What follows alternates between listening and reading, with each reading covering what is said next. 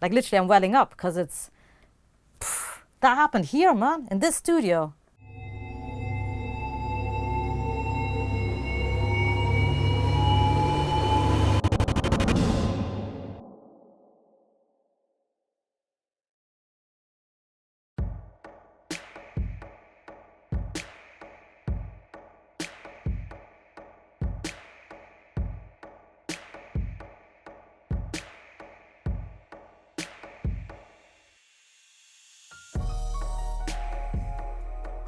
When I was a kid, I started playing classical piano, so that's how I got into music, and I got to quite a high level. Then I became a teenager, couldn't be bothered to do piano lessons anymore, but then I got into jazz, and that was where everything kind of shifted for me. I went to an American school in Berlin, which had a really strong music program.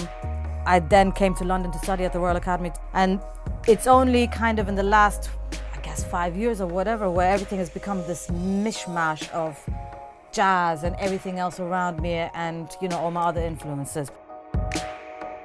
So my style is really varied because I really juxtapose a lot of different genres, and I think it actually comes from my upbringing, to be honest. I'm Indian, grown up in Germany, went in American school. I also lived in India, now living in the UK. Like, I'm confused, you know what I mean?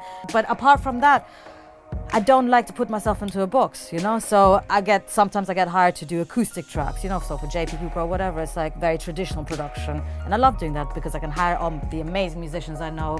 I can hire choirs, I can hire string quartets, I can do all of that. But then I also like doing my Grammy stuff, my urban stuff, just beats driven stuff. I love that side of me too. So I don't feel I need to decide. I just want to do it all. So whatever, I'm just going to do it all, I feel like I'm really blessed with my career because I feel I've had 2 different careers. One of them, my career as a session musician, as a session keyboard player. So I played for Rihanna, I was with her for a year on the road. I played with Jessie J for 3 years. I've been on the road with Anastasia. I played with Jason Derulo, Tayo Cruz, Jay Sean, like really loads and loads of different artists. And again, this just happened through connections, Somebody at my college needed a keyboard player for a certain act, said, Hannah, why don't you try this? I'd never played pop keyboards before, but you're always open to ideas. Tried it. Then the next thing I got the Gnarls Barkley gig. Then the next thing I got Bugs in the Attic. Then I worked with Am Fiddler. And then, stuff just like gets bigger and bigger and bigger. And yeah, so I toured the world for a long time, about 7 years with all of these different artists. And it's amazing. So I'm on stage with like these crazy ass musicians thinking, how the hell did some Indian chick from Germany end up on the biggest tour in the world? How did that happen, But I got to a stage where I was just thinking, wow, man, first of all, touring is hardcore. I was gone 8 months a year. So it's hard in terms of friendships, relationships. After a while, your family stop missing you. It's just the way it is, because you're just out all the time. And also, I started to get an urge in my stomach to do my own stuff. It's just like, it's amazing playing other people's music. I love it, but I want my own stuff. And so when I made that move from session musician to studio, it was the scariest thing I've ever done. Because I was at the top of my game. And how many people were like, are you serious, Hannah? You're going to quit? And it's like, I got to do it, man. I got to do it.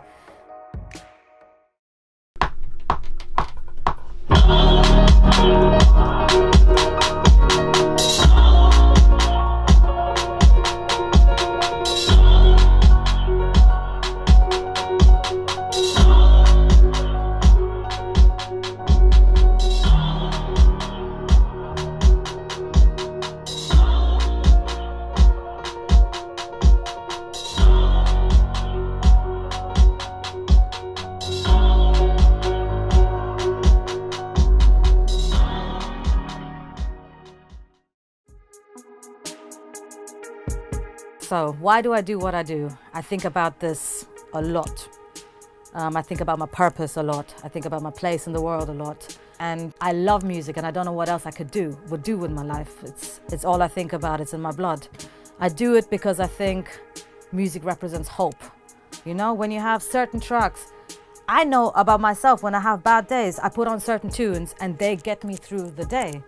And so to be able to do that for other people is just so amazing for me. And I've seen it personally, for example, with Mama's Prayers, the track I did with JP Cooper and Stormzy. After the track came out, and Stormzy wanted to write it about how he feels that his mum praying for him has kept him out of trouble, you know? But the messages I got after that song dropped, I got messages from people that have recently lost their mums saying, you know, Hannah, I heard that song and it made me feel close to my mum. And like literally I'm welling up because that happened here, man, in this studio, you know? And it's amazing to be able to be part of someone's healing process. London, I love the energy of London. I love the fact that in London, there's so many different styles, there's so many different cultures.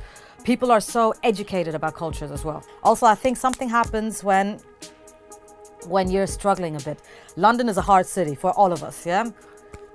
Most of us are like working on tons of jobs, we're tired, we're overworked, we're a bit skinned, and something happens in the music when that happens, man. Because, you know, people come here, artists, we come here, we make music together, and it's about survival. It's about like, it's really that, there's an urgency about it.